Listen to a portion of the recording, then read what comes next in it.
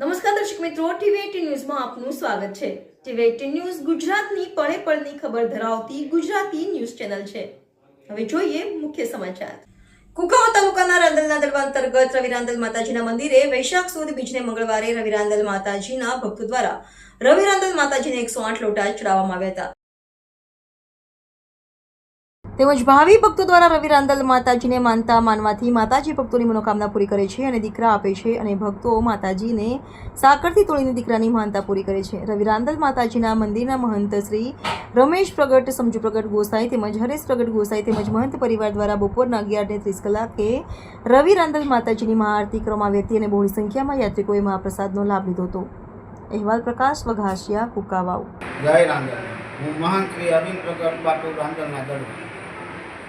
આજે મંગળવાર વૈશાખ સુદ બીજના માતાજીના 108 લોટા અને ગોળની અને ભાવિક ભક્તોએ પ્રસાદ લીધો। અહીંયા માતાજી બધાની મનોકામના, ઈચ્છા અને આશા પૂરી કરે છે। અહીંયા શેની માનતાઓ કરે છે ભાવિ ભક્તો? અહીંયા સંતાનની માનતા કરે છે। માતાજી દીકરા આપે છે અને એને તાકતથી જોકે, કોઈ પેંડાથી જોકે છે, કોઈ નાના પારણિયા, કોઈ મોટા પારણિયા માતાજીને ચડાવે છે। કાયમી આટલી લોટા સડે છે? રવિવાર મંગળવારે 108 લોટા હોય। બીજી શું મનોકામના પૂર્ણ કરે છે ભાવિ ભક્તો? માતાજી બધાની મનોકામના પૂર્ણ કરે છે। કુંવારી દીકરીને સારો ભરખાત પણ માતાજી આપે છે અને બાળકોને કંઈક સાકરથી તોલે છે એ? હા, માતાજીને સંતાન ન હોય એટલે માતાજી સંતાન આપે છે, એટલે એ લોકો આવીને આયા સાકરથી તોલે છે।